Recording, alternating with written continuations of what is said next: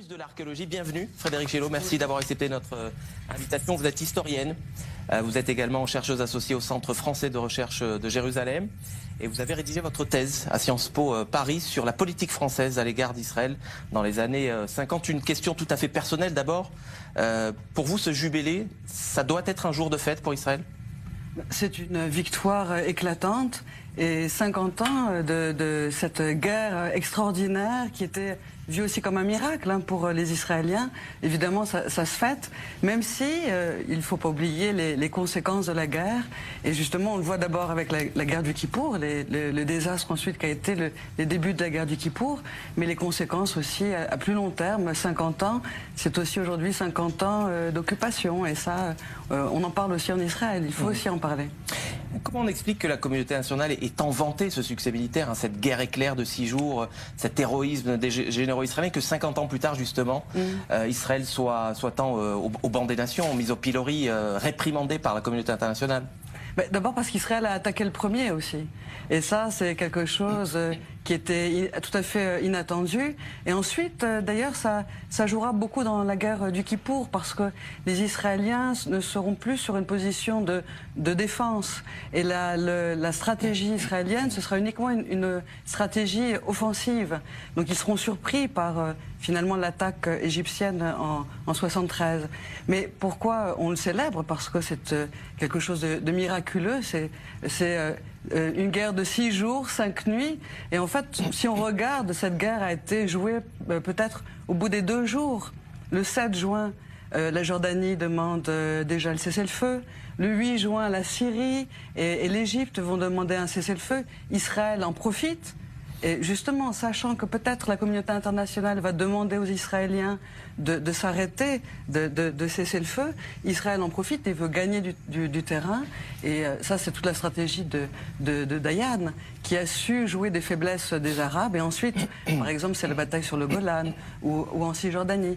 Mais finalement, si on regarde aussi cette guerre des 6 jours, elle se joue au bout de 3 heures. Parce que le 5 juin, à 7h45, Israël attaque une base à côté du Caire.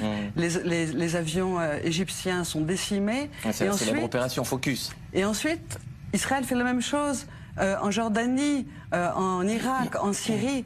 Et au bout de 3 heures, il y a quasiment 400 avions qui ont été abattus à terre. Et il y a le général Weizmann qui, à 10 heures, appelle son épouse, il est chef d'état-major de l'armée de l'air. Il appelle son épouse et il dit on a gagné la guerre. Il est 10 heures au bout de 3 heures de combat. Et c'est vrai que les choses ont été jouées à ce moment-là en fait. Alors vous parlez d'un miracle, mais il y a aussi l'ivresse du pouvoir. Ouais. L'euphorie suscitée par cette guerre des 6 jours. 50 ans après la guerre, on peut dire que le rapport de force est tout de même encore très favorable à l'État d'Israël. Mais on a l'impression que la guerre de l'image, pas la guerre militaire, mais la guerre de l'image, la guerre juridique, j'allais presque dire la guerre de la légitimité, celle-là, Israël est en train de la perdre. On a l'impression qu'elle est en train de la perdre. Est-ce que c'est pas finalement la défaite du vainqueur? Est-ce que c'est pas une victoire à la Pyrrhus, cette guerre des 6 jours? Oui, cette défaite morale, ou en tout cas du point de vue de relations internationales, et cette mise au banc de la communauté internationale, elle se fait quelques mois après la guerre des 6 jours. C'est la résolution 242 à l'Assemblée générale au Conseil de sécurité, pardon. Et cette résolution dicte jusqu'à aujourd'hui la politique de la communauté internationale. Alors, il y a beaucoup de discussions autour de ce texte. La version anglaise dit un retrait de territoire. Et pour les Français, c'est la position de la France, c'est un retrait des territoires, de tous les territoires. Donc depuis novembre 67, cette question demeure et elle fait toujours force de droit, cette résolution. Merci Frédéric Gellot, notre premier invité, d'avoir répondu à nos questions. On vous retrouvera dans de prochaines éditions. Merci Nathalie Nadar, on vous rend l'antenne. Merci beaucoup Cyril.